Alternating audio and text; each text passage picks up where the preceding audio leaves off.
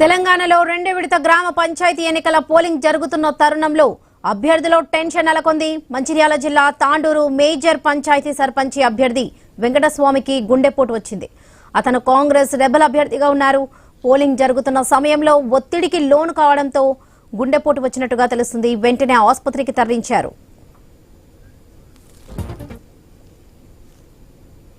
Right, ఇదే విషయానికి సంబంధించి పూర్తి అప్డేట్స్ మా ప్రతినిధి శ్రీనివాస్ అందిస్తారు. శ్రీనివాస్.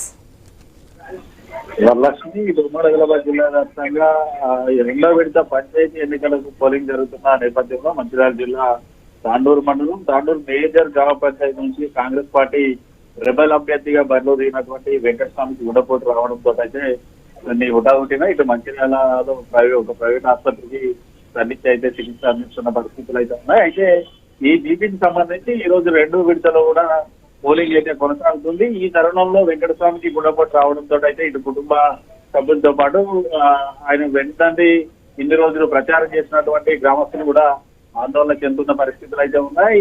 దాదాపుగా నేను ఈ రోజు ఉదయం వరకు కొంత టెన్షన్ గా ఉండడంతో మరోవైపు ఈ రోజు పోలింగ్ జరుగుతున్న క్రమంలో కూడా కొంత అతని హైప్ అవ్వడంతో గుండెపోటు వచ్చినట్టుగానైతే ఇటు స్థానికులు అయితే చూస్తున్న పరిస్థితులు అయితే ఉన్నాయి.